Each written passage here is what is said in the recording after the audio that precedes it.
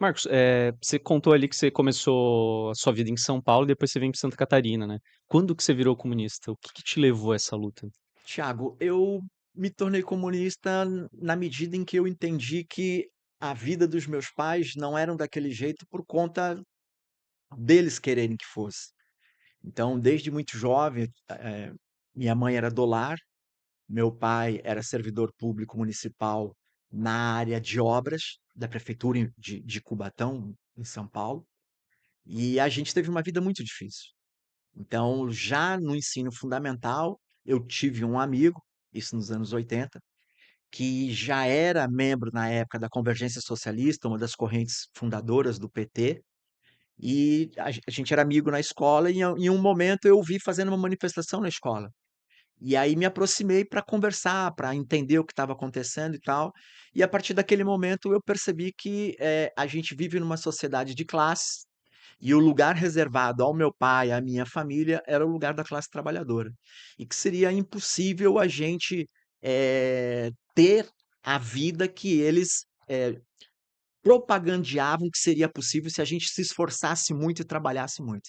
Então, a partir daí, ganhei consciência, me tornei comunista, porque compreendi que para a gente melhorar de verdade, não só a minha vida, mas a vida do conjunto da classe trabalhadora no país, é necessário acabar com o capitalismo e criar uma sociedade comunista. É interessante porque você conta isso foi no final da década de 80, é isso? Isso foi em 87. Cara, ter organização militante, com camaradas no fundamental, eu não lembro se a Ana já tenha ouvido falar, porque a gente geralmente debate no movimento revolucionário o quão difícil e também importante é a organização, dos camaradas desde cedo, né. E a gente tem uma dificuldade tremenda já com os secundaristas, né, no ensino médio, e hoje inclusive até com os universitários, na verdade, porque hoje a gente está numa crise que o movimento estudantil dentro da universidade também está muito difícil. Então, e a gente sempre fala ao mesmo tempo que a década de 80 talvez tenha sido o último grande suspiro de avanço e organização da classe trabalhadora no Brasil, né. Tanto é que foi ali que a gente conseguiu criar uma série de organizações, partidos, sindicatos, frentes, movimentos, etcétera. Central Central sindical. sindical. E é muito interessante esse relato, porque de fato, pô, então final da década de 80 a gente tem, pô, estudantes no fundamental já organizados, levando a camaradada pra organização, pra atos, pra manifestações. Cara, isso é impressionante. É, então, tendo esse contato com esse camarada, eh, eles eu acabei indo para um congresso da União Brasileira dos Estudantes Secundaristas em Santo André, e ele só que eu fui como delegado ao congresso junto com o PCdoB. E aí ele não foi ao congresso, mas ele se obrigou a ir ao congresso para poder me explicar o funcionamento do congresso, a posição das organizações políticas e o que estava sendo debatido. Então, a partir daí, eu iniciei. Mas tem também uma coisa, Tiago, importante, que é o ascenso que houve na luta de classes na década de 80, que derrubou a ditadura militar, né, que construiu as organizações que você já falou. E quando há esse ascenso, quando há luta, a consciência da classe trabalhadora avança. E Cubatão, nesse período, era o maior polo petroquímico da América Latina. Então lá a gente ainda tem a refinaria Presidente Bernardes, a gente tinha a Companhia Siderúrgica Paulista, que foi comprada, era do estado de São Paulo, foi comprada pela Usiminas, está praticamente fechada, várias indústrias de adubos, enfim, é um grande polo petroquímico. Então é uma cidade industrial, portanto uma cidade operária, né. Então o ascenso das lutas da classe trabalhadora nos anos 80, trouxe muita gente, desde o fundamental para a luta comunista. Impressionante, impressionante. E a gente sempre fala de como, o final da década de 70 com as greves do ABC, mas depois, no decorrer da década de 80 tem esse agigantamento, né, esse volume na capacidade organizativa, e uma série de frentes são criadas, né. Uma delas foi a Convergência Socialista, né. Qual que é a história da Convergência Socialista?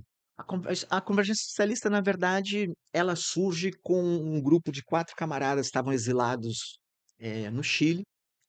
Quando ocorre o golpe do Pinochet no Chile, esses camaradas fogem do Chile, se deslocam para a Argentina, e na Argentina entram em contato com Mário Pedrosa, em seguida com Nahuel Moreno, que tinha uma organização trotskista já na Argentina, já era parte da Quarta Internacional, e lá eles criam o Ponto de Partida. Elaboram um jornal que era enviado ao Brasil clandestinamente já nos 1974, se não me falha a memória.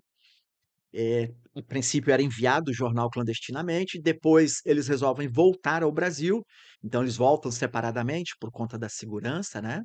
Eles estavam exilados. E aí já em 78 eles caracterizam que existe um princípio de ascenso e que seria possível a construção de um partido socialista no Brasil. Então, para isso, eles criam um movimento Convergência Socialista, que era para construir esse partido socialista. Na verdade, ficou muito difícil, a conjuntura, na verdade, não era para a construção de um partido socialista. O Nauel Moreno veio ao Brasil, nossos camaradas José Maria de Almeida, enfim, foram presos fazendo uma panfletagem do 1º de Maio. Moreno acabou sendo preso junto, inclusive. Foi feita uma campanha internacional pela libertação do Moreno, porque se ele fosse deportado para a Argentina, a ditadura fatalmente o mataria. Então, a partir da assinatura de vários deputados, personalidades, escritores do mundo inteiro, se conseguiu a extradição dele para a Colômbia, o que permitiu que ele ficasse vivo. E nesse período, nesse curto período que ele esteve no Brasil, ele disse: olha, vocês erraram na política, em parte. Tem que fazer um ajuste. Há espaço para a construção de um partido de trabalhadores no Brasil, mas não socialista. Um partido de trabalhadores, classista e por aí vai. Então, a partir disso, o companheiro José Maria apresentou no Congresso dos Metalúrgicos do Estado de São Paulo, via o Sindicato de Santo André, que era onde ele trabalhava, né? Nesse congresso, a proposta de criação de um partido de trabalhadores no Brasil, isso é 1979, e foi aprovado por unanimidade. Então, qual que é o peso, digamos assim, na criação do Partido dos Trabalhadores pro... Isso, desculpa, Não, pode falar. isso é uma história que o PT apagou, Aham. né? Mas está registrado. Tem os registros desse congresso, né? Estadual dos metalúrgicos do estado de São Paulo, que discutiu a campanha salarial unificada, e está nos anais do Congresso. Então, qualquer pessoa vai conseguir pesquisar e verificar. Bom, a partir disso, a Convergência Socialista ela já tem, a princípio, 800, aproximadamente 800 militantes no país. Começou com os 4 em São Paulo e daí se expandiu.